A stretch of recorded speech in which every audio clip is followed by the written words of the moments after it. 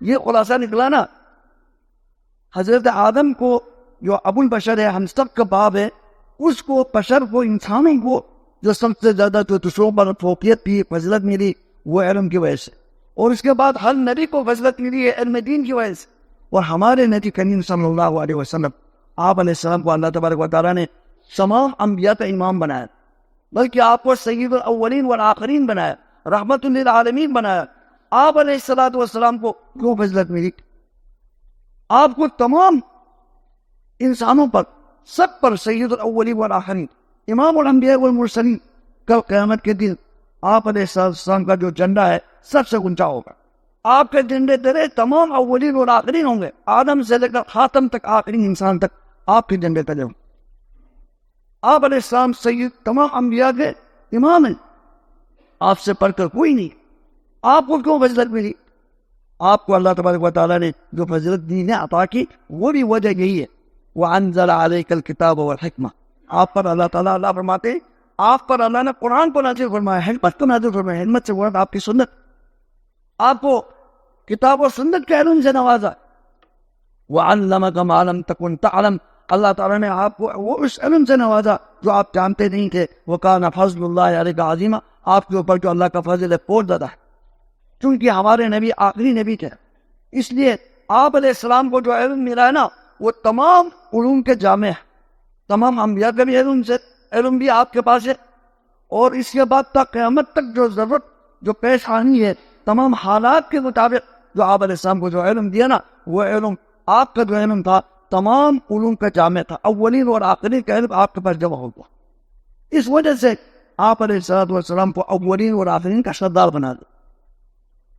آپ علیہ السلام کو جو معجزہ ملا ہے نا، باقی تمام انبیاء کو جو معجزہ ملا وہ ان کے زمانے کے حد تک معجزہ تھا، اس کی زندگی کے حد تک.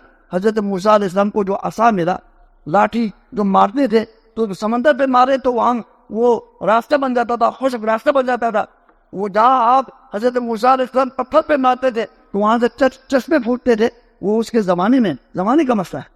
جب موسیٰ علیہ السلام فوت ہو گئے تو وہ لاٹھی دوسرا آدمی لے کر جتنے بھی مارے تھے کوئی اثر نہیں. وہ تو موسیٰ کے ہاتھ میں تھا تو اللہ تعالیٰ نے اس کو معجزہ بنایا. ان کے زمانوں کے ساتھ خاص، چونکہ وہ ہر نبی وہ ایک مخصوص زمانے کے لیے آیا تھا.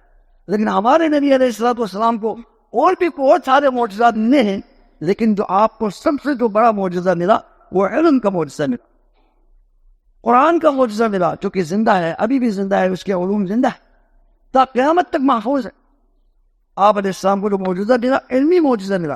جو باقی انبیاء کو ملا وہ اسی محفوظ ہونے والے اپنے زندگی کے ساتھ محدود معجزہ ملا، کیونکہ ان کے جو زمانے کی جو شریعت تھی وہ ایک خاص زمانے کے لیے وہ شریعت تھی.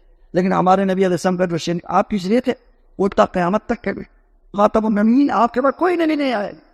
جو نبی کا دعویٰ کرے گا سب سے کذاب ہے، سب سے بڑا جھوٹا. تو آپ علیہ السلام قیامت تک کے لیے تشریف لائے تھے. تو آپ علیہ السلام کے جو دین ہے نا تمام دین کے جو نا کیا ہے جامع ہے، سب کا خلاصہ ہے، تا قیامت تک کا علم اس کے اندر موجود ہے. آپ کو جو معجزہ ملا قرآن، علم کا معجزہ، ابھی بھی لوگ پڑھ رہے ہیں. اس سے دین دنیا کے فوائد سمیٹ رہے ہیں اس قرآن سے. اس سے پڑھ کر کوئی نعمت نہیں ہے، کوئی اللہ کا فضل نہیں ہے قرآن سے پڑھ کر، جو آپ علیہ السلام کو ایک معجزانہ طور پر اللہ تعالیٰ نے عطا فرمایا. اب آپ علیہ السلام کو فضیلت اولین آخری کا سردار کیوں بنایا؟ کیونکہ آپ کی شریعت کا جو علم ہے تمام شریعتوں کا جامع ہے. اور آپ کو جو معجزہ ملا ہے یعنی وہ علمی معجزہ ہے، علم کا معجزہ ہے. اس وجہ سے جو آپ کا علم سب سے وسیع ہونے کی وجہ سے، آپ کا علم سب کے اوپر محیط ہونے کی وجہ سے اللہ تبارک و تعالیٰ نے آپ کو تمام انبیاء کا سردار بنایا. یعنی یہاں سے معلوم ہونا کہ نبی علیہ السلام کو بھی جو فضیلت ملی وہ علم کی وجہ سے.